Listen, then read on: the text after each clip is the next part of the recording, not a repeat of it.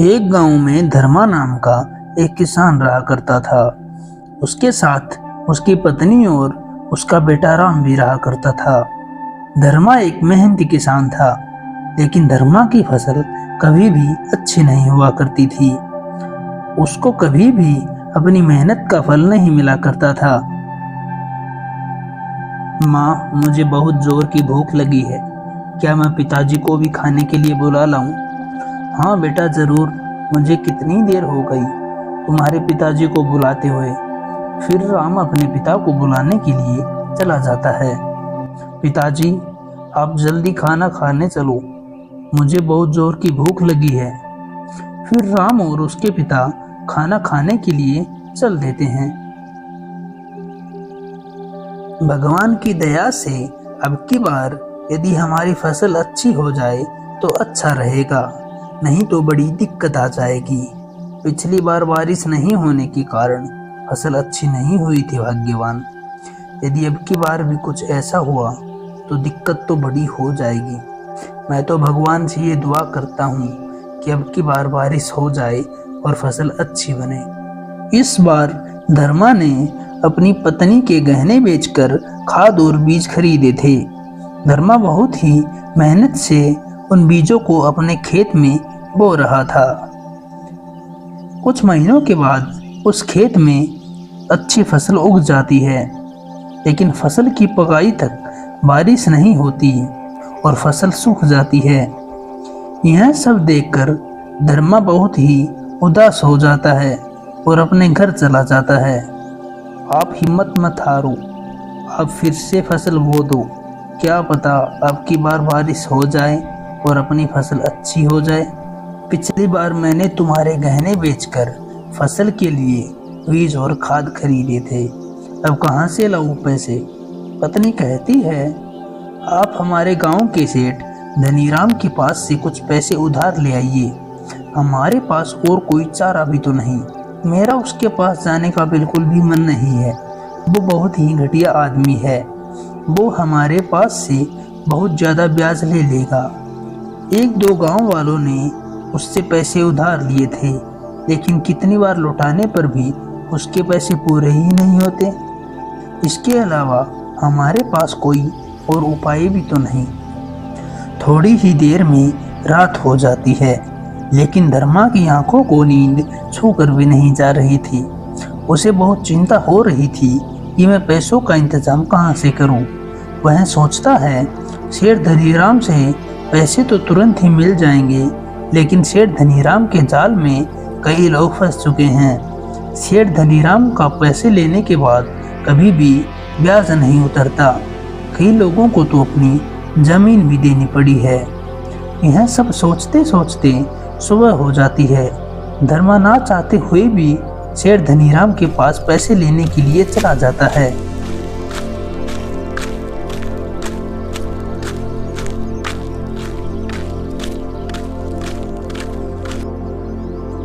अरे आओ आओ धर्मा, आज कैसे आना हुआ? सेठ जी, मुझे कुछ पैसों की ज़रूरत थी बीज और खाद लाने के लिए। अरे तो इसमें डरने वाली कौन सी बात है भाई? हम तो बैठे ही पैसे देने के लिए हैं। हम तो ज़रूरतमंद लोगों की सेवा ही करते हैं। धर्मा को उसकी बातें सुनकर बहुत गुस्सा आ रहा था, लेकिन वह इस समय चुप ही था, क्योंकि उसे पता था अब इसके अलावा उसकी और कोई मदद भी नहीं कर सकता। अरे धर्मा, तुम क्या सोच रहे हो? बताओ, तुम्हें कितने रुपए चाहिए? सेठ जी, मुझे 10,000 रुपये चाहिए। अरे चाहे तुम 10,000 लो, 20,000 लो, पर तुम्हें तो पता है 5 रुपये सैकड़ा ही ब्याज लगेगा। धर्मा मजबूर था, इसलिए उसने चुपचाप पैसे लिए और चला गया। फिर धर्मा बीज और खाद लेकर घर चला जाता है।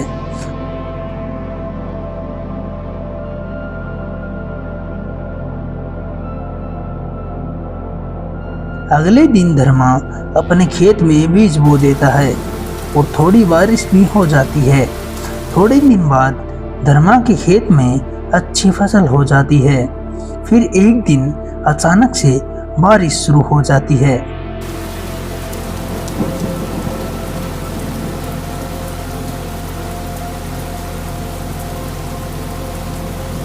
सुबह होने पर भी बारिश रुकने का नाम नहीं ले रही थी।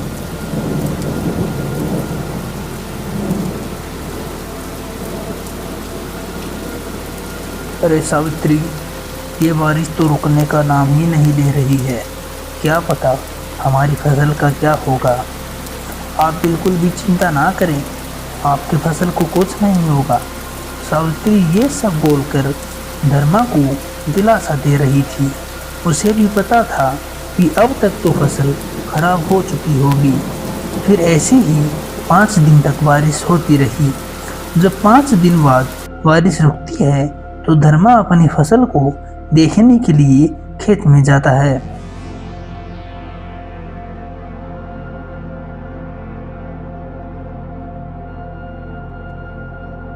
हे भगवान, ये आपका कैसा न्याय है। पहले तो बारिश ही नहीं हुई थी, अब हुई तो 5 दिन लगातार हुई है। अब मेरा कर्जा कैसे उतरेगा। यदि शेर धनीराम को समय से पैसे नहीं दिए तो वो तो पूरा खेत ही हड़प लेगा। धर्मा ये सोचता हुआ घर जा रहा था, तभी रास्ते में उसका एक्सीडेंट हो जाता है। धर्मा को गांव के एक अस्पताल में भर्ती करवाया जाता है। सुनिए जी, आप बिल्कुल भी चिंता ना करें, मैं सब संभाल लूंगी। बस आप मेरा साथ कभी मत छोड़ना। सावित्री सेठ धनीराम के पास जाकर पैसों की गुहार लगाती है। सावित्री, ये तो मैं भी जानता हूँ कि बारिश हमारे रोकने से नहीं रुकेगी, और इस बारिश से पूरे गांव की फसल खराब भी हो गई है। पर मैंने तो तुम्हें ब्याज पर पैसे दिए थे, उधारी तो ब्याज के लिए ही दी जाती है ना। सेठ जी, मैं आपके सारे पैसे चुका दूंगी, लेकिन अब आप ही हो जो मेरी मदद कर सकते हो। मैं तुम्हें पैसे तो नहीं दे सकता, पर मेरे पास कुछ आलू पड़े हैं, तुम उन्हें बेचकर वो पैसे रख लेना। सावित्री के पास और कोई चारा नहीं था, वह आलू मंगवा लेती है। ये आलू तो सड़े हुए हैं, ये आलू कौन खरीदेगा। अरे सावित्री, तुम इतना भी नहीं समझी। जब पूरे गांव की फसल खराब हो गई तो सेठ के आलू की खेती कैसे खराब नहीं होगी। सेठ ने आलू इसलिए दिए हैं ताकि हमारे ऊपर वह और भी कर्जा चढ़ा सके। लेकिन कुछ भी हो जाए, हमें इन आलूओं को बेचना तो होगा ही। सावित्री और धर्मा यह बातें कर रहे थे, तभी वहां पर उनका बेटा राम बाहर आ जाता है। अरे माँ, क्या तुम इतने सारे आलू के पराठे बनाओगी। अरे वाह राम, तुमने तो मेरी समस्या का हल ही मुझे दे दिया। इन आलूओं को ऐसे नहीं बेच सकती, लेकिन इन आलूओं के पराठे बनाकर तो मैं गांव में बेच ही सकती हूँ।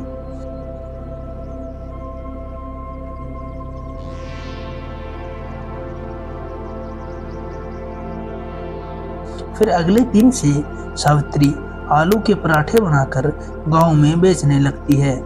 कुछ ही दिनों में सावित्री के पराठे पूरे गांव में मशहूर हो जाते हैं। यह सब देखकर सेठ धनीराम जलने लगता है।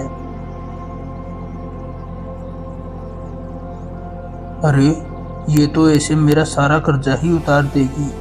मुझे क्या पता था कि ये सड़े हुए आलूओं को ऐसे इस्तेमाल करके पराठे बनाकर बेच देगी।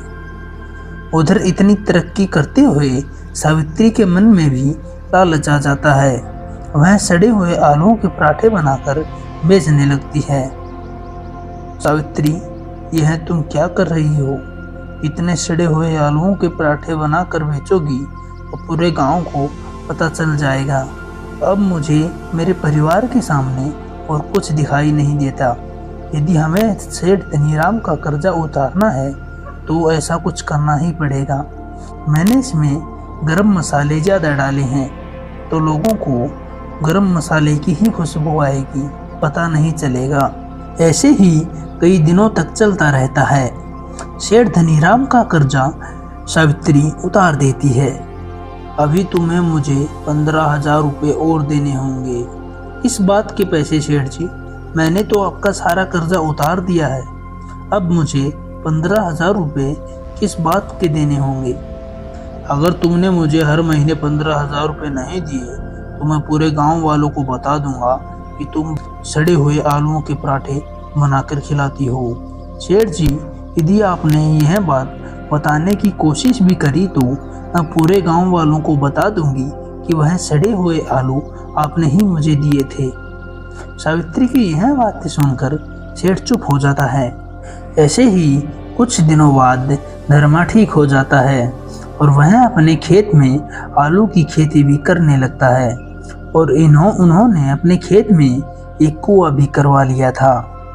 आलूओं को धर्मा बाजार में बेचा करता था और जो खराब आलू बचते थे उनसे सावित्री गांव वालों को पराठे बनाकर बेच दिया करती थी। कुछ दिनों बाद सेठ धनीराम गांव के कुछ लोगों को बहला फुसलाकर धर्मा के घर पर ले जाता है। गांव वालों, तुम सावित्री के घर की तलाशी लो, यह सड़े हुए आलूओं के पराठे बनाकर बेचती है। यह बातें सुनकर सावित्री घबरा जाती है। अरे अरे, आप मेरे घर की तलाशी ऐसे कैसे ले सकते हैं? ऐसे कैसे तुम्हारे घर की तलाशी ना लें?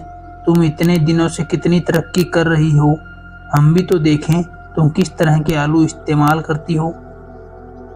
फिर गांव का एक आदमी सावित्री के घर की तलाशी लेने लगता है तो उसको भी अच्छे आलू ही मिलते हैं। अरे सेठ जी, आप तो बिना फालतू के ही गांव की औरत को परेशान कर रहे हो। सावित्री तो कितने शुद्ध आलू का इस्तेमाल करती है, आप तो फालतू में ही बेचारी को बदनाम कर रहे हो। गांव वालों को अपना पक्ष लेते हुए सावित्री कहती है, गांव वालों, तुम्हें तो पता ही है यह धनीराम सेठ कितना घटिया इंसान है। यह चाहता था कि मैं इसका कर्जा ना चुका पाऊं और यह मेरी सारी जमीन हड़प ले, लेकिन मैंने ऐसा नहीं होने दिया और उसका सारा कर्जा उतार दिया। यह सब कहकर वहां से सभी लोग चले जाते हैं। अरे तुम तो सच में सड़े हुए आलूओं के पराठे ही बनाती थी, तो शुद्ध आलू हमारे घर में कहां से आए? अजी, मुझे पता था कि शेर धनीराम कुछ ऐसा करने वाला है, इसलिए मैंने सड़े हुए आलू छिपा दिए थे। देखो, अब हमारा बेटा शहर में पढ़ रहा है और हमारी इस पानी की समस्या भी दूर हो गई है क्योंकि हमने खेत में कुआं करवा लिया है। हम दोनों अच्छे से काम भी कर रहे हैं। अब ज्यादा लालच ठीक नहीं होता। आप यह सब सही कह रहे हो। यह तो मैंने मेरे दिमाग से सारे आलू पहले ही छिपा दिए। यदि आज पकड़े जाते तो पूरे गांव में हमारी तो बदनामी ही हो जाती। मैंने जो भी किया वह मेरे परिवार के हालात देखकर ही किया, लेकिन अब मैं ऐसा नहीं करूंगी। अब मैं सही पराठे बनाकर ही बेचूंगी। उस दिन से सावित्री सही आलू का इस्तेमाल करने लगती है।